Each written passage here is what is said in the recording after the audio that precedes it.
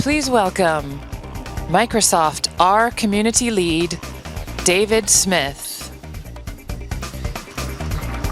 Good morning, everyone. Good morning. Thanks for coming. Welcome to day 2 of the Microsoft Machine Learning and Data Science Summit. I hope everyone's been having a good time so far. Just before we get started, I just wanted to tell you a little bit of a story about our next speaker. When I was an undergraduate student, about 19 or so, back in Australia, I was trying to decide whether to continue my studies in either statistics or computer science. And I couldn't really figure that out until one of my supervisors gave me a copy of this very book. It's The Visual Display of Quantitative Information by Dr. Edward Tufte. And if you've never checked out this book, please do take a look, because at least for me, it really changed my perception on what we do with data. And it explained to me that data is really more than just numbers. Data is something that we use to tell a story, and that we communicate that story to another person. And being able to communicate that story effectively is such an important part of what we do. And I realized later in life that, once you combine that type of skill with computer science, that's really today what we call data science. And it's that book that really inspired me to become what we call a data scientist today. Now, since that time, Dr. Tufte has published 3 more seminal books on data visualization, with another one on the way. He's, for many years, been conducting a very successful series of lectures on presentation skills. So if you ever have a chance to attend one of those, I really do recommend it. Great lessons in being how to present. Dr. Tufte has also recently been an advisor to the president on communication for the financial recovery. And on top of all that, he's an accomplished artist and sculptor. Now, you'll get the chance to meet Dr. Tufte in person at the Meet the Speaker session, which starts at 11 o'clock today. But right now, please join me in welcoming to the stage Dr. Edward Tufte. Thank you. Good luck.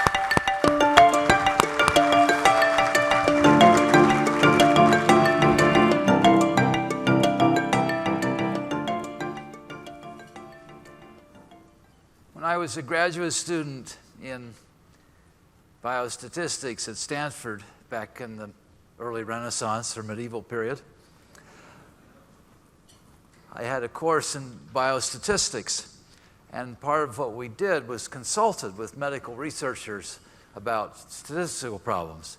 And of course, the thing we always told them, they should have come to us 6 months ago, and we could have helped them with their research design. And so a medical researcher came in and done an experiment on 4 dogs and wanted to know how to achieve publishable statistical significance based on an N of 4.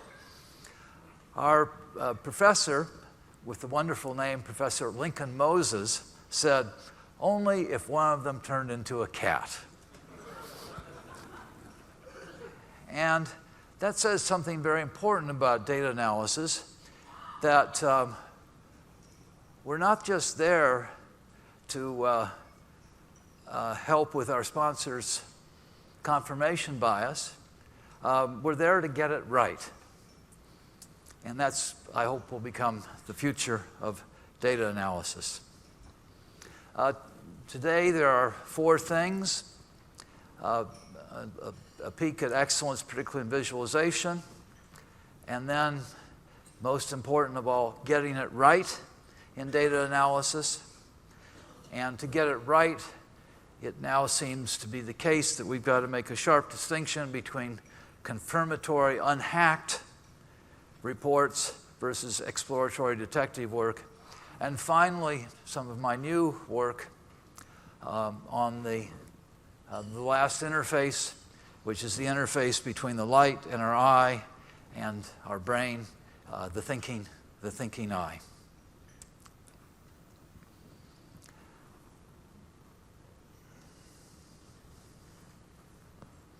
Galileo was one of the greatest data thinking eyes ever. He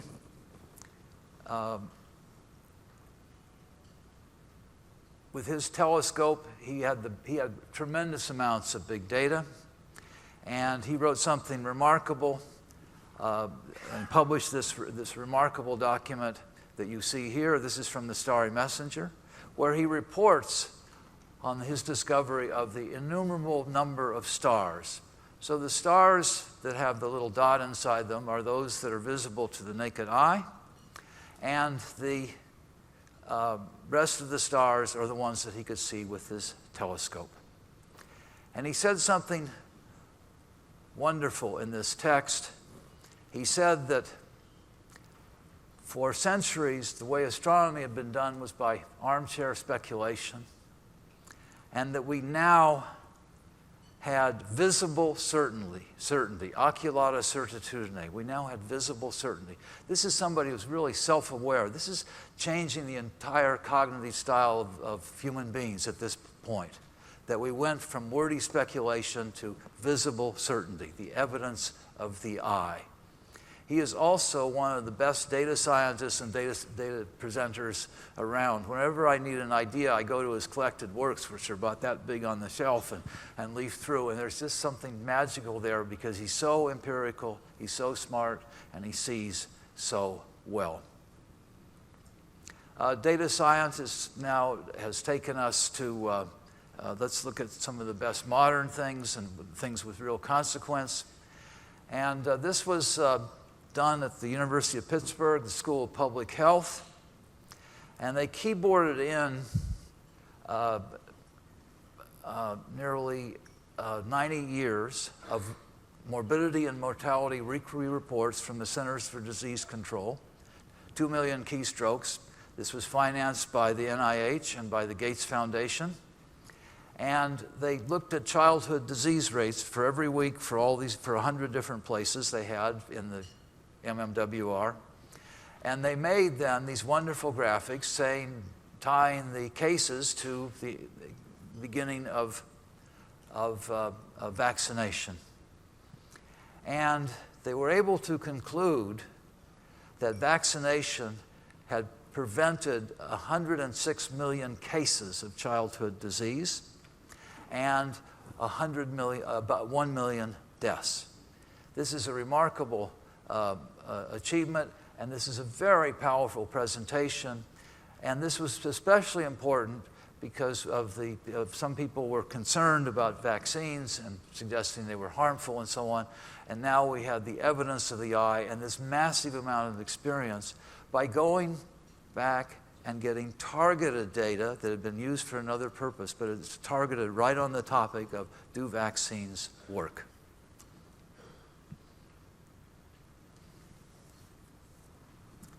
Let me go I have to get a little piece of some of my notes here. Just a second, okay?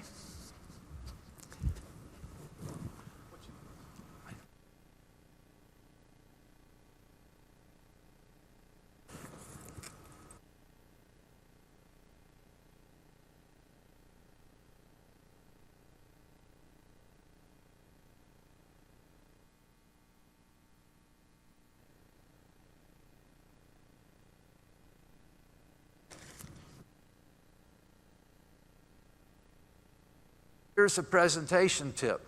Be sure to bring your notes up to the lectern before starting. Gee whiz. Data analysis is about turning information into conclusions. Analytical thinking is about assessing and evaluating the relationship between information and conclusions. Nearly all my work is about that relationship between evidence and inference and conclusions. That is, my work is trying to make people smarter, or today at least make smart people smarter. For example, the purpose of a data visualization, the purpose of a data display, is to assist reasoning about its content.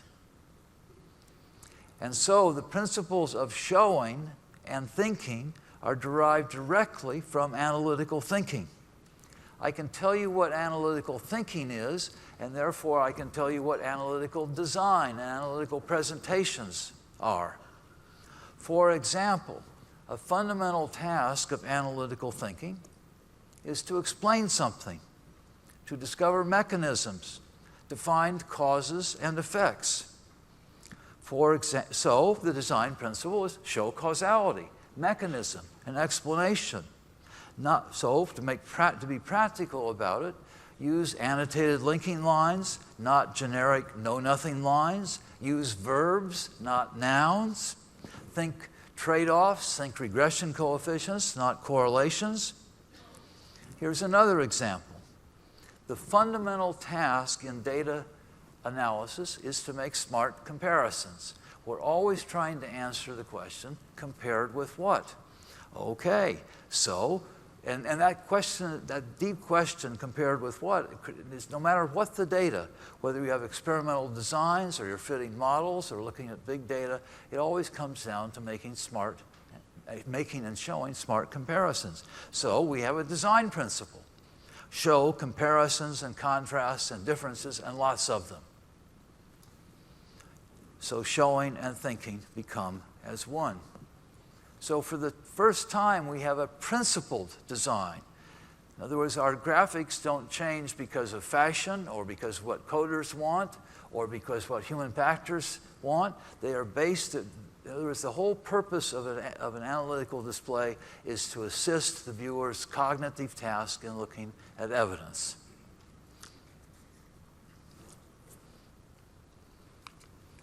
Here are Galileo's words a bit more exactly now, and they're on your handout, when he discovered the near infinity, the infinity of stars. He is just so straight up. So what was observed by us is the nature or matter of the Milky Way itself, which with the aid of the spyglass, and here we go, was observed so well that all the disputes that for so many generations had vexed philosophers are destroyed by visible certainty, and we are liberated from wordy arguments. Yay! That is just terrific. Now, let's think a little bit about the future. Our models of the future come from maps, from real science and engineering, from high-resolution technologies of display. A 4K screen now costs $600. 6K and 8K are coming. There's also 5K screens. I work on a 5K screen that is 8 times HD. The enormous gains that we have made in visualization and in reasoning about data and big data have come from the hardware, that we now can look at enormous amounts of data on a flat surface instead of stacking it in time like a deck. No, rather we can look at it in spatial adjacency. And this is what has been the big secret behind data analysis and big data.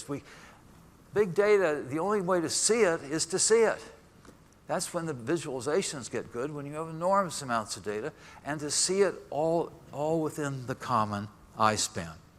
And finally, the other thing we want to be looking at is Hollywood-type movies or Pixar. I didn't dare in my work for years think about movies because the production values were so high, because the information throughput was so great. Well, we now have ways to do those things for ourselves, and we can learn a lot from looking at, say, the work of a guide to the future for data analysis and data display is Pixar and the kinds of displays they do, where you have tremendous information throughputs. So we want intense data designs that carry 3 dimensions, and then we want to make them move. Here is a straightforward example. This is the Swiss mountain maps, now moving, being panned across. They are all about content, high resolution.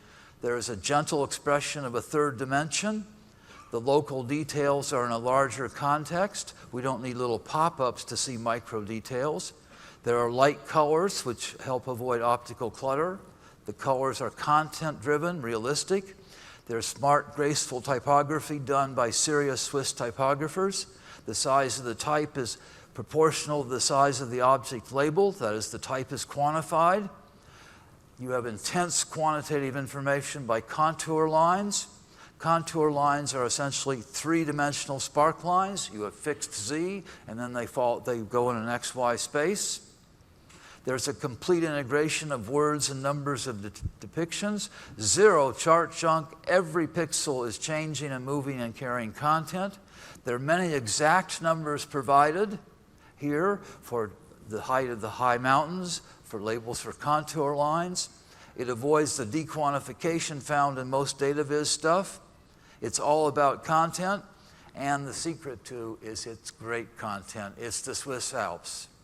They're not doing Kansas, where you have to go 100 miles for 1 foot, you know. They're doing the Swiss Alps. That always helps. These are open source, non-proprietary formats by the Swiss. It's not exactly an accident that the web was invented at CERN, the nuclear research facility in Geneva, Switzerland, and they decided not to license the web, to put it out there open source. That's a nice, I love that spirit of the public interest. It's a character. So this is driven by content, a spirit of public service, a pride in the forever craft of cartography. It's not driven by focus groups or the military or by marketplace ethics. And this I see as a small example of the future of data analysis. And I wanted you to especially notice the gentle 3D there, and you could see the ski lifts going between the mountains. Most 3D hits you between the eyes, or on a bad day makes you nauseous. That's a big problem with VR, as you may know. No, this is a gentle 3D that we can get simply by the panning, or by changing. See on the flat screen, if you make something larger, it appears closer to the viewer. If you make something smaller, it fades back.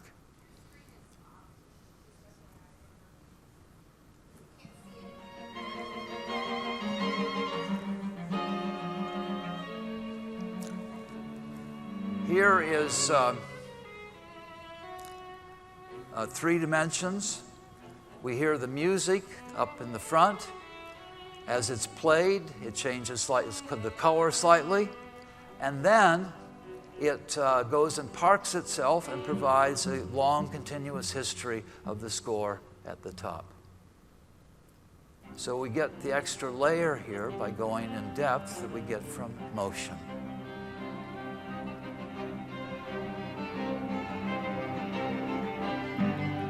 And notice how the notes seem to float back in space, as if they're fading out.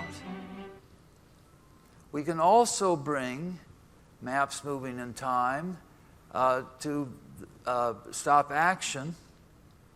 This is from the World Cup in soccer, the winning goal. You see the overall scene. The video is about 2.5 or 3 seconds. It's almost impossible among all that stuff to figure out what's going on. We still want to look at it. Now, slow motion is a little better, but this is the best of all. We can see exactly what happened. So stop action, slow motion, and videos are not competitors. You can't optimize everything in one display. They are colleagues in explanation. You want to make multiple views of your data, and hey, maybe you'll learn something. And we don't choose, no display, they can't optimize. So this one, you see the track of the ball coming in, and the player in white chests it down to kick it through the goal.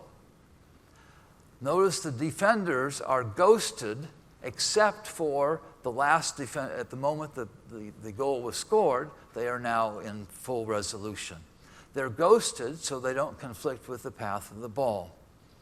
And this also explains what happened, because the person in white came in fresh off the bench 88 minutes into it and went storming down the field. And you see the blue defenders, they haven't even caught up. They're facing the wrong ways. So it explains what happened. And this is another way then to surface that time dimension, the moving dimension, with perspective recession here to understand information. This is for high-end graphics. One way to do it is that we're doing a fancy visualization. Put that on the right side of your screen and put the Swiss mountain maps moving on the other side and see how far there is to go. For workaday displays, our metaphor are maps, Google Maps, Apple Maps, Bing Maps, and so on, are maps. And so this is where we are. And you put this on one side of the screen, and it uses light colors. There are 5 layers here. There are interstates, big streets, little streets, a typographic layer. There are 997 words on this display. And then you put your sticks and ticks graphic, 10, 20, 30 ticks on a stick next to it. And after the tears stop, go to the IT department or go to your coding people and say, why can't we do something like they do on a map, on Google Maps? The IT department will often say something like this: well, the higher-ups here are a little, not all that bright, and so we got to keep it simple for them. And you say, that's a terrible way to think about your viewers. They're smart. They've come to hear, they're reading your stuff. Give them a break. And they're not stupid. If they're so stupid, how come you have to pitch them? They're busy. And so we need lots of information throughput. And also you can dispose of the argument that there are enormous amounts of data are difficult. Google Maps, it's like 100 million visitors a day all over the world. And they use it not just to admire a design, they actually use it to find their way or to learn where something is. There is no relationship between the amount of information and the readability. And so we operate daily with 20 megabits a second going through our optic nerves in 16-dimensional color. And those of you who are designers or artists probably see in a lot more than 16 pixel deep color. 16-bit color. And so the idea here is to your comparison set for your reports and your displays are really great things that are successful in the wild. That's the best user test of all, that we find we have high information throughput, that's our model, and they are enormously successful in the wild. And make that explicit comparison. And then go to people who supply you with your tools and say, how come we can't do something that does this?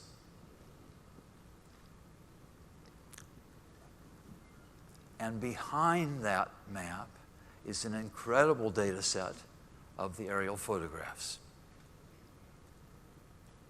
Enormous throughputs. The red star is where we are now. Here is in Hong Kong. So now multiple languages. And again, an enormous data set behind the display. Maybe it'd be even better on our 6K screen. We can have them both up side by side, the map and then the aerial photograph.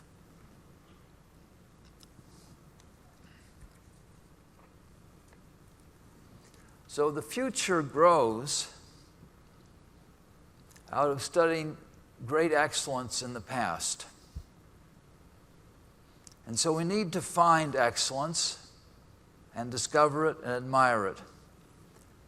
And it's fortunate that the distribution of excellence is fiercely log normal, skewed, and long-tailed. That means there isn't much of it. That's a good thing. We wouldn't want a symmetric, with excellence piled up in the middle. We'd have too much to look at. And so you need to develop a taste for excellence and take it seriously. And instead of keeping up with hashtag DataViz, study excellence sometime, all the time. And ask, how did they do this? Make that your standard. Here's an example, a great example in analytical thinking by the great John Tufte. I think here he's talking about the FFT, the fast Fourier transform, the Cooley-Tukey that's still used to this day in compression. And he says, a hard look at the practice and results of conventional asymptotic theory leads to 3 points. We ought not to expect to be useful, but because it refers to the ultimate simplification. But we've found in this amazing thing we invented, the FFT, rather often it's been useful, surprise. And then a wonderful sentence. We have developed no basis for telling when it is likely to help and when it is not. That is just so smart. And this is a kind of self-assessment as well. And saying we don't know, and it's something we should know. That's the kind of, there's a great model for thinking. That it goes beyond what it's not just celebrating what they did, but it's saying, we don't quite know why it's so, we better find out. The other thing that's very important in analytical thinking is to have an open mind, but not an empty head. That is, to be able to entertain new ideas and even contrary ideas, but having an open mind doesn't mean you suddenly get stupid, and you maintain the same standards of the relationship between evidence and conclusion that you've always used. And so, in other words, you want to evaluate these things seriously, but you also want to take the new material, and especially contrary material to your own ideas, take them seriously and entertain them in a serious way. That's the open mind part. This is very difficult. It's much easier to rage to conclude. But this is a key thing. It's obviously what learning is about.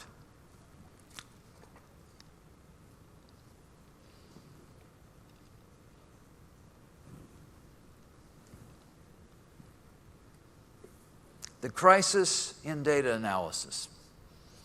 It's a big one. Most published studies are false.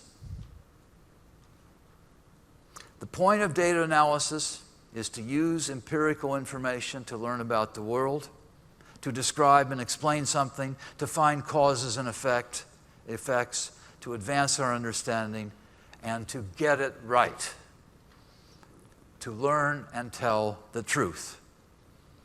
And yet, one of the most cited and viewed papers in medical research in the last, published 10 years ago, is the famous Ioannidis paper, Why Most Published Research Findings Are False. This probably applies to the million articles in the literature of testing for new drugs, of evaluating surgical procedures, and the like. There's a big dispute about the word most. Sometimes Ioannidis on a good day seems to say it's only about 35%. On other days, he says 90%. I kind of take the average there, so I'm around 50 or 60% in my guess. This is a great big problem, and it just doesn't exist in the medical world. The single great finding empirical finding in economics was made in the early 60s. It was called the Phillips curve, which said there was a trade-off between unemployment and inflation. So as we move to the right and unemployment goes up, inflation goes down. If we move on the curve to the left, unemployment gets lower, but inflation goes up. And it sure is a nice, smooth curve, lasting for 9 years. Now the other 42 points have come in.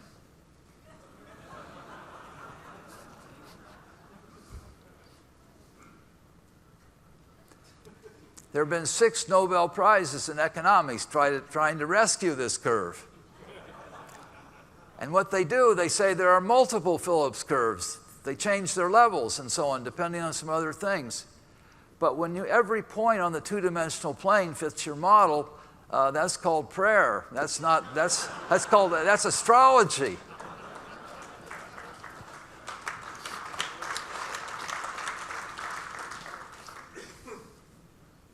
This is from PNAS, the Proceedings of the National Academy of Sciences, July 12, 2016.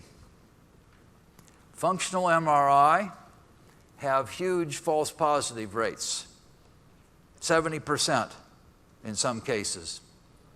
There have been 40,000 articles based on the 3 pieces of software that are embedded in the MRI. They have got it wrong. 40,000 articles are believed compromised, but more importantly, millions of patients have had false alarms, false tumors, false things happening. To be a bit unkind, in medicine, the money is in the false alarms. And this produces them like crazy. This is a devastating, this just came out. They look back now they have access. This is a product of having open data. And you can look back and see how MRIs were doing. Some medical students a few years earlier, prior to this paper, probably late one Saturday night, were in the MRI room, and they brought in a dead salmon and put it through the MRI, and it showed brainwave activity.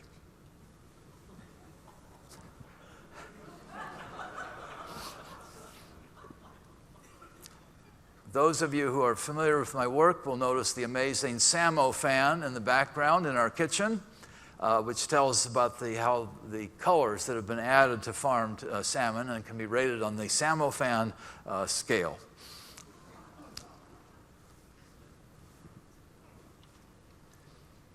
Six or 7 years ago, when Google Flu came out, I bought into it. It was published in a scientific journal, Nature. I missed a hint, though, in the title, in the article in Nature. There was a trade name in the title. Real science doesn't do that. It's not Google flu, it's human flu. But I was impressed with what they had done. It turned out to be a classic case of overfitting. They did not publish the variables they used.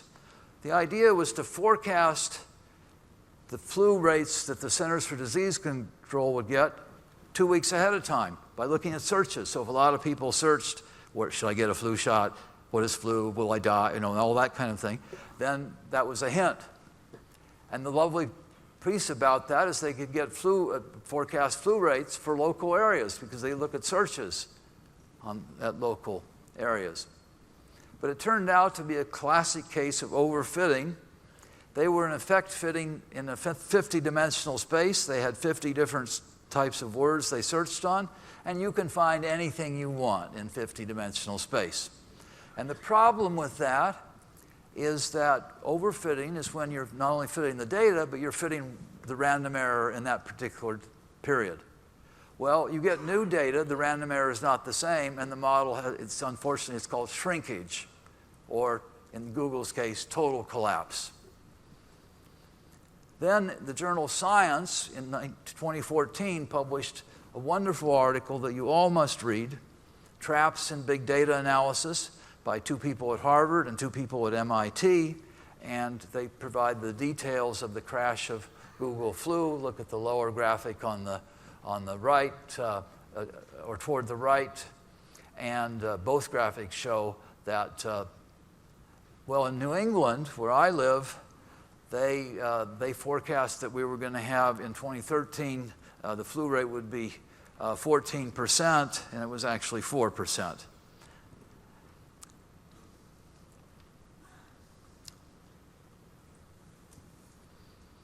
A biostatistician once said, give me some observational data and I can give you any finding you want. That's an awful thing. And that's the responsibility of data analysis is to get it right. First, to realize, as John Tufte said, that the data might not contain the answer. And if you torture the data long enough, it will tell you anything that you want or your sponsor wants.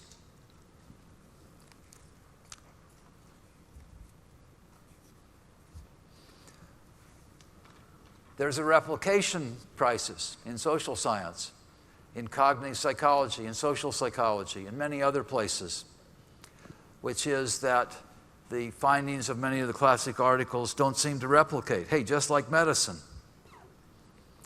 The replication crisis has become so severe that recently they haven't been able to replicate the replication studies.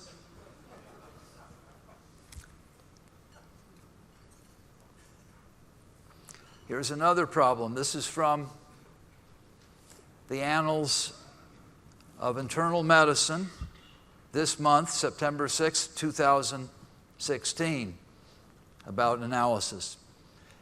They politely say, electronic health records were implemented to improve the quality and efficiency of medical care, but they have yet to achieve that purpose. I'll put it more bluntly. We see electronic health records everywhere except in improvements in morbidity and mortality statistics.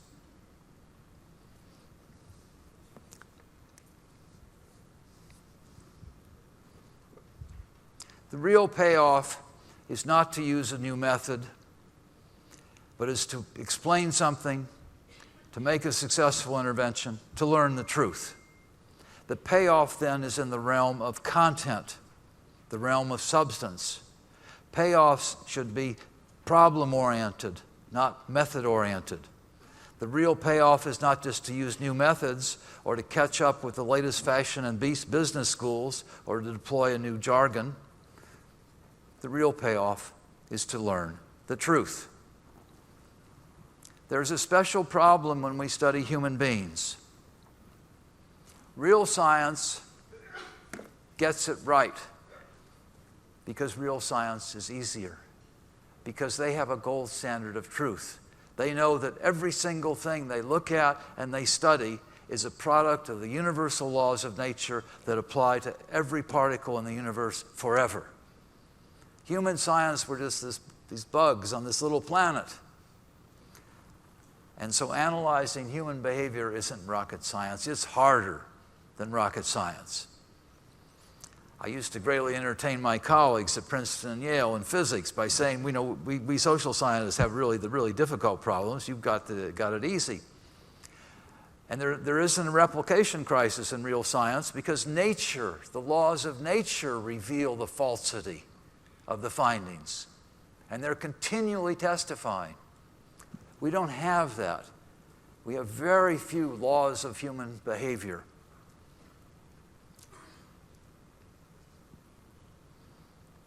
Feynman put this interestingly by saying basically we can't pitch nature. Nature doesn't care what we think of her. As he said about the Challenger, the first shuttle accident, for successful technology, reality must take precedence over public relations, for nature cannot be fooled, but human beings can. And Feynman has something to say about that. And it's really humbling to think that he's saying this about himself as well. The first principle is that you must not fool yourself, and you are the easiest person to fool. What to do about all of this in the future? This is the future of data analysis. We have to take seriously the distinction between studies that are confirmatory of an idea, that have not been hacked, have not been worked over, versus exploratory detective work. Our conventional ways of expressing certainty have become ridiculous. There are 20 major threats to the credibility of a study, of a research design, and the one we learned about in our first class of statistics is just one of 20. The reason it gets so much emphasis is it's the only threat that's math modeled. That's not a good reason for ignoring the other 19. The other 19 are probably just as serious, maybe even more serious. So you can have your own point of view, but you can't have your own facts. Here are some things we can do. Of all things, the Food and Drug Administration, FDA, has faced up to this problem. The problem is creating findings not out of the content, but out of the analysis. That's not right. And so what they now insist, what happens in findings, in analysis, and I expect we're all familiar with this, is the researcher kind of knows the truth in a way. And has done some research. And then we start looking at the data matrix and start thinking about the data. And there are all kinds of little things we might do. For instance, do we take the logarithm of this variable? Or do we leave it, do we not take logs? And there's a kind of little peek over the consequences. And you say, oh, the model fits better if we take logs. There's a little tilt. Okay, how do we bin data between severe, moderate, and not so severe, easy, light illness? Oh, well, if we draw the lines here, the findings seem to come out right. 3 or 4 tilts like that, and you've got a finding that have come from essentially this fooling around, endless searching of models. It is a plague on all kinds of fields. In cladograms, which are like evolutionary trees that they position a newly found skull in, they will fit maybe 1 million models of that tree. And they find something, maybe 30 of them are optimally parsimonious. What could be better than optimally parsimonious? And then they publish one. Well, if a new skull comes in next week, the model will collapse because it's fitting the old skull, the old material has some random error that was overfitted, and the randomness doesn't last. So what the FDA has done with new drugs is to ask to put in the research design for testing those drugs all the tables and all the analysis and all the fitted models that will be published. And you have to pre-specify all of those. You cannot search the data. You have to pre-specify the tables you're going to look at, the models, in advance. What this does then is, this happened was with a person I know at the Cleveland Clinic. They've been studying AFib, and they've been collecting data for 2 years. They got the data. 1 week later, they sent it off to the New England Journal of Medicine to publish it, because all the analysis was pre-specified months, even years ago. This is to avoid all the generating findings just by analysis, not out of the data. Then the FDA, when they are looking over things, will ask the people who are submitting the data for the new drugs to do certain other pieces of analysis. They'll say, can you look at this? Can you look at this particular subgroup? And so that's where the exploratory work takes place, by the people trying to judge the quality of the piece to assess if they got the truth. This is a big change in data analysis. In political science, they got the 5 leading journals to accept articles which were all written out and just blank spaces for the tables and the model, and to accept them on the basis of that. And then they do the data, they get the data, do the analysis, and they can publish. Again, full pre-specification of the analysis, so they can't over-search the data. So they can't run 1 million models and publish one.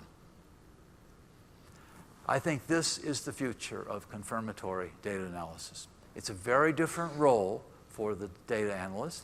It's much more a role of having smart research designs and thinking ahead and designing your studies and having your data, all your data forensics have to be specified in advance, all that. So you cannot turn analysts and analysis into whatever finding you want.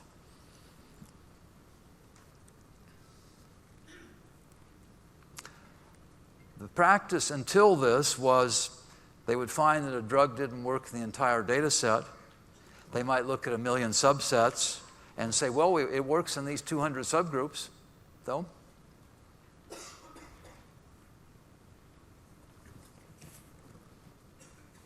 So the implication of this now is that when we think about the other side, we can learn from data. We should be mucking around in our data to find out what's going on. We can learn from it. We can run it through powerful exploratory things. We can run it like a map through moving in time and look it over and say, that looks interesting, that looks interesting. And what this means, though, this kind of searching, is that you must have an honest replication of the results of the search. To go back on innocent data, maybe somebody 500 miles away does it. Maybe that's better. Independent replication of the search results to distinguish now between noise and signal. Because when you search, you have certainly discovered some noise along with the signal, and we can distinguish that now by doing a confirmation type analysis later. And it has to be honest and independent. Exploratory data analysis uses a fundamental, powerful human skill, which is to macro scan, and micro drill down. The other part of the future of data analysis is in data forensics. It is impossible for any normal human being to stare at a spreadsheet and look for contradictions and problems. There's a very good list of data forensics in the Quartz Guide to Bad Data. It's up at GitHub. And they have wonderful things for checking bad data. One of them that I enjoyed was that if you have somebody else's data and it's an old Excel spreadsheet, and it has exactly 65,536 rows, it means there's a substantial amount of data missing. Because back then Excel had that many rows, and that's all. Now it's millions and so on. There are lots of other more important things, but that's an especially sweet one. And so this is an ideal task for automation. So that's things like checking that words didn't get turned into dates. That's a problem by coding and by spreadsheets, by how missing data are treated, all of that. And there are about 50 things in the Quartz Guide, and there are probably maybe 100 things. But it is very important that be an open source, public, certified program, because otherwise everyone will use their own special sauce to do data forensics, and it'll have tilts in it to get the right answers. And so maybe we should get together with the big statistical associations of the world and work out a data forensics program that in effect will certify that we've looked at this data set and produced these results. Secret sauce will not cure this problem. It will in fact aggravate the problem, because they will again do these kind of optimal things that optimize findings by how they choose to how they choose to do data forensics. I think there's a great big future here. It is boring. People have this data set. They want to get on with their work. They want to get it out, to get the technical report out. And you can undermine that whole process if the data forensics are messed up. So there weren't good data forensics like on the fMRIs. When they published those papers, those 40,000 papers that were using MRI data that was showing false alarms. So that's the kind of thing that will be caught in a big master program of data forensics. So the structure, the pace, and the methods of data analysis, I think, in order to tell the truth, are quite different than the practices today.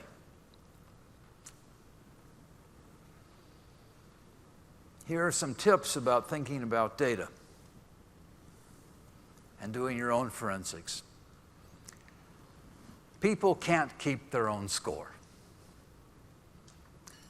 Some metrics, we were talking at dinner last night about how metrics become targets, and we came up with examples where a metric within 20 minutes was being gamed, within 20 minutes of people knowing it.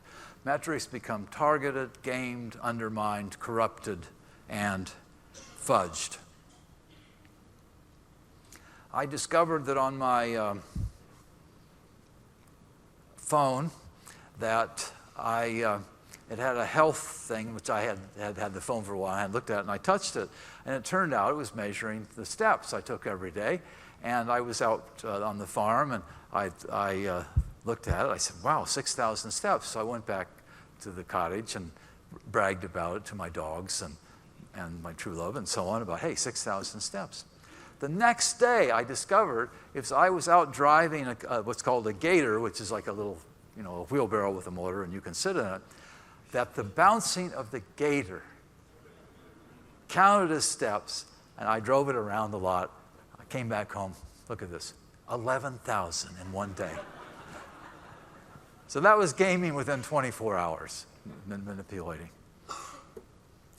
This suggests about once, maybe a week, or certainly once a month, there's a story on the front page of the New York Times that basically is about people can't keep their own score. Wells Fargo being the latest.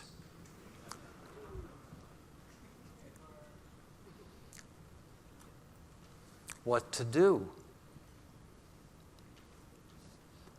A surprisingly strong way to learn about the entire process of data and analysis is to go out in the field and watch directly how the original measurements are made. So if you're monitoring the Hudson River and a company's monitoring their pollution that they put in the river a long time ago, and so the environmental people are looking at that self-monitoring and looking at the glowing flat rectangle and those numbers. Well, those numbers on the glowing flat rectangle are simply representations of things, and maybe even representations of representations after we do analysis. Let's go out and see how those data were actually collected. So it turns out you're on a boat now, and there's a little boat in the middle of the Hudson River that goes out every 8 hours, and it's a guy with a very sophisticated tin can, and you watch them, and they lean over, and they look for a cleaner part of the water, and they reach out, and they sample it. In the business, that's called sampling to please. Now, you probably could detect that by some really clever data analysis on your screen. There's a pattern and a certain, and so on. But probably not. But what you found, even in that one little anecdote, is that people can't keep their own score. It compromises the whole process of self-monitoring, is the point. So you've learned about that whole process by going and seeing how it's. Another principle about how data are collected is take any web metric and divide it by some power of 10 to get the right answer.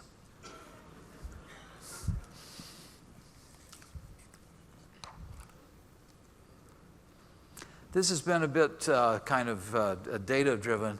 I have a piece of directly personal advice for your own work, and here it is. First, get out and look at the real world.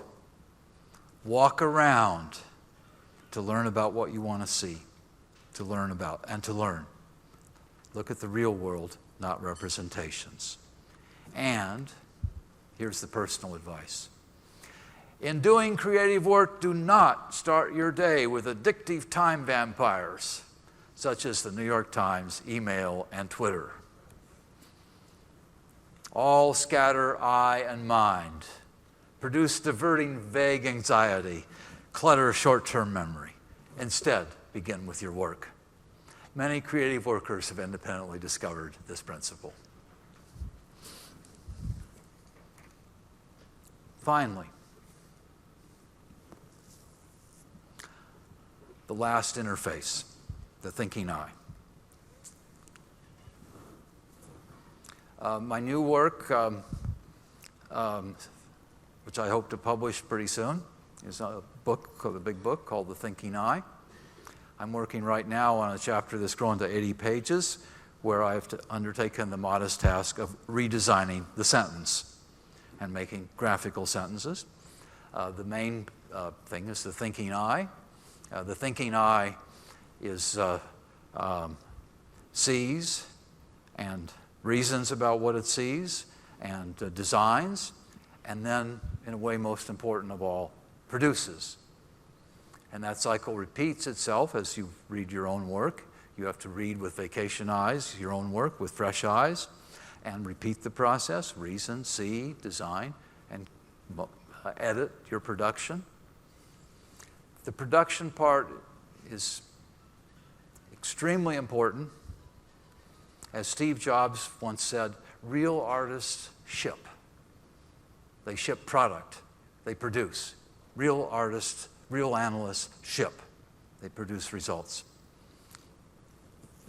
One of the key parts of the key skills of the thinking eye is to have a deep understanding of the relationship between data and conclusions. That's the most important thing you can learn about. And you ask, a lot of times the data may not even have any work for you.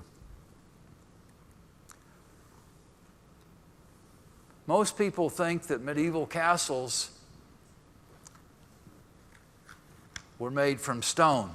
They weren't. They were made from wood. The reason we think they're made from stone is because of survival bias.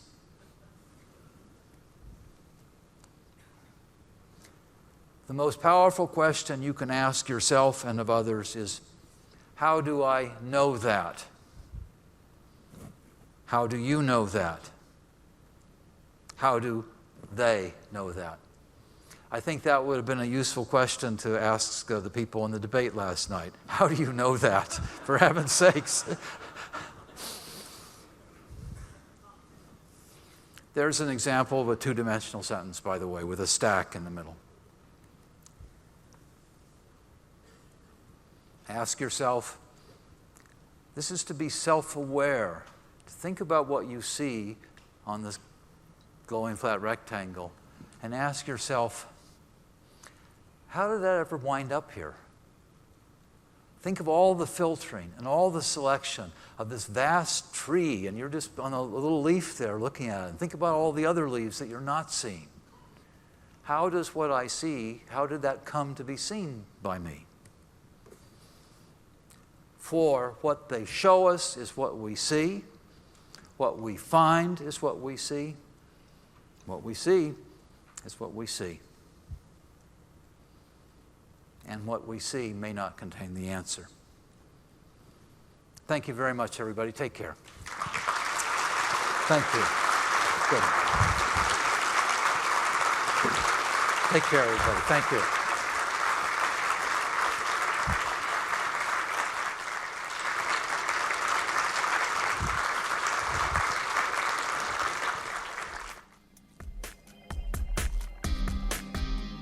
At 11 o'clock, I will have office hours for an hour in some other room. Thank you. See you then.